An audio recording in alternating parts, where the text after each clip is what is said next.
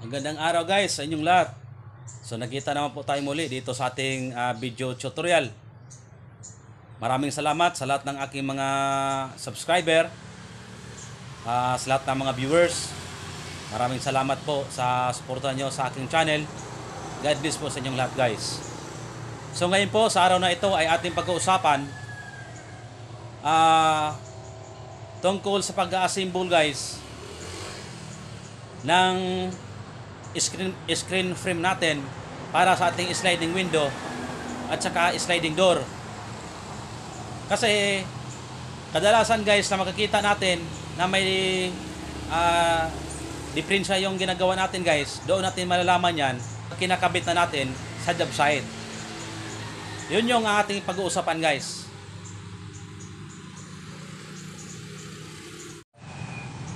So ito po guys, may inassemble po tayo dito na sliding window with screen na PC white frame. Ito yung kadalasan guys sa nangyayari sa job site, yung pag-assemble natin ng ating screen frame para sa ating sliding screen or sliding window, sliding door. Ito yung kadalasan problema natin guys pag nagkabit tayo sa job site. Halimbawa guys, pagka nag-install tayo, magpalagay natin na-install na natin tong sliding window natin at saka sinalpak natin tong screen. Pagka sinalpak natin guys, kahit na naka-level naman yung double seal natin, so in-align na natin, sabihin natin lahat ng paraan ginawa mo na, tapos hindi pa rin naka-align yung sliding screen natin.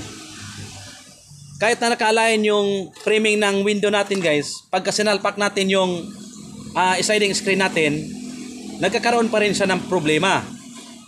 Halimbawa, nibilado na yung perimeter ng ating sliding window. Ginawa na natin ng mga paraan, nibilado na yung sliding window natin, yung perimeter. Tapos sinalpak natin itong panel ng ating sliding screen guys, nagkakaroon pa rin siya ng problema. So ito yung dapat nating alamin.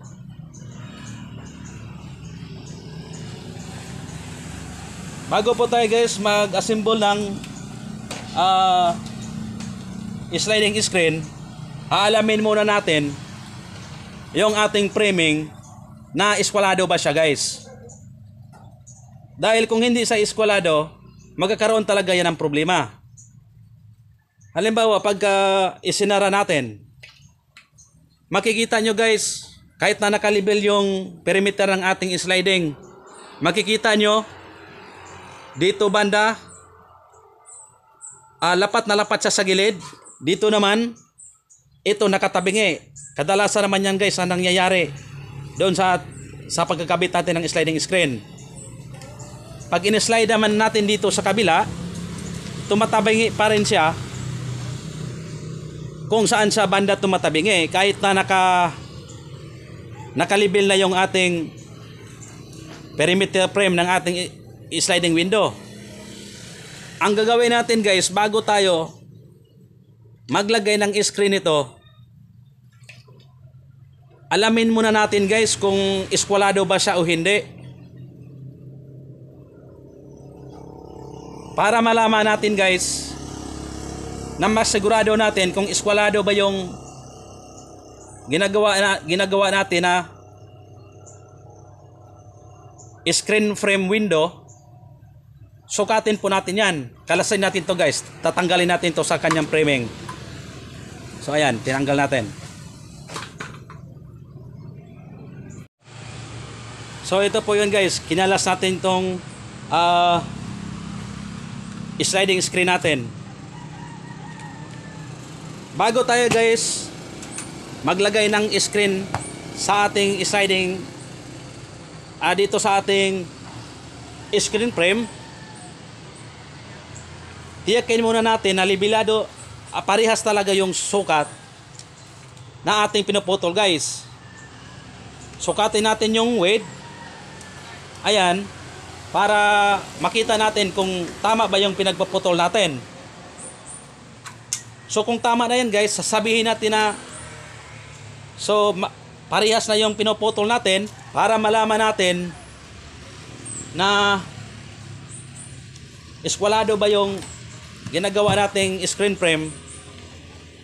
Guys, bago tayo maglagay ng screen, ang ginagawa ko dito guys, niribits ko to. Corner sa corner, yung 4 na corner guys.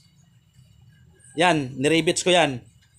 Pero bago natin guys i-ribits, nasukat mo na dito, makikita mo kung tamang sukat ba yung pinag-assemble mo.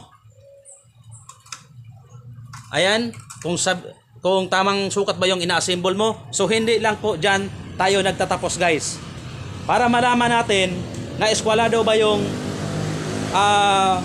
trabaho natin, para pagdating doon sa job site, hindi tayo magkakaroon ng problema.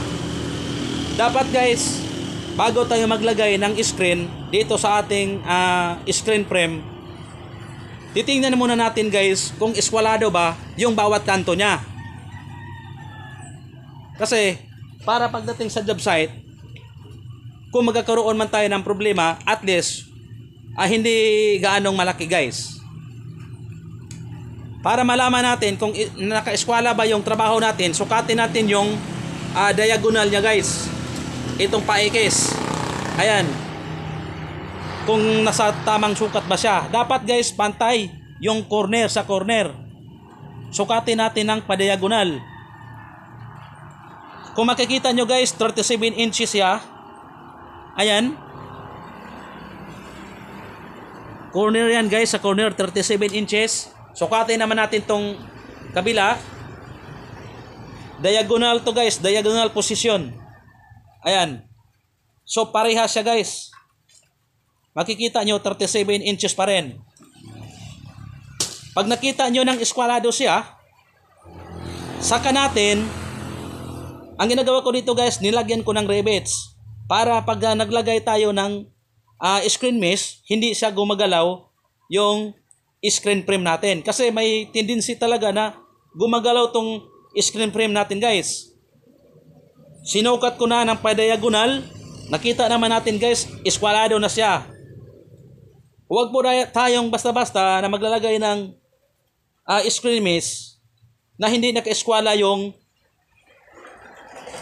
screen frame natin. Dahil paglagay doon sa job site, pag sinalpak na natin, tabingi talaga kahit ganong align natin sa perimeter ng ating sliding guys. So kung naka-eskwala na siya,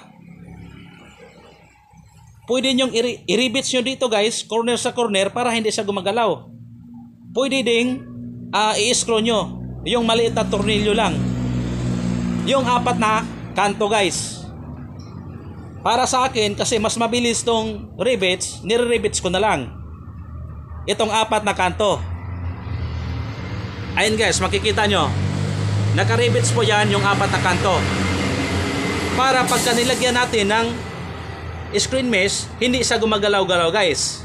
Kasi kung wala siyang rivets or screw na nilagay natin, maaari pong gumagalaw-galaw po ito pag nag-screen tayo. So ma-disalign yung screen frame natin guys.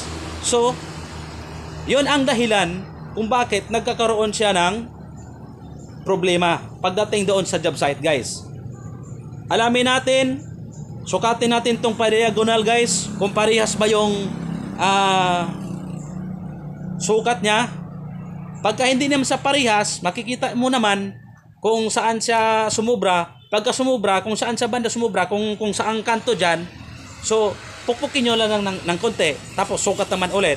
Halimbawa, pagka sinukat natin tong isang corner, pagka sinukat natin yan, kunyari guys, ito 37 inches siya, kunyari nasa mga 36/3/4 lang. Then sa kabila 37. Ang gagawin natin guys, dito banda, ito yung pupukpukin natin. kung saan siya tumibingi. Makikita nyo naman kung saan siya tumibingi guys. Doon kayo mag-iisip kung saan nyo banda pupukpukin para ma-eskwalado yung screen frame natin. So ganun lang po guys sa assemble ng screen frame. Yun ang lagi natin gagawin. Sukatin muna natin yung padiagonal para makikita natin na eskwalado ba yung ginagawa natin guys. Para hindi tayo magkakaroon ng problema sa job site pagka sinalpak natin tong screen at sliding screen natin. O kung mayroon pa naman siyang problema, so ang gagawin natin, konting alignment lang, matapos na kaagad natin yung ginagawa natin guys. So maraming salamat po sa iyong panonood. At kung mayroon man kayong katanungan, mag-comment lang po kayo sa comment section para mas lalo po kayong maliwanagan. Maraming salamat sa inyo guys. God bless po.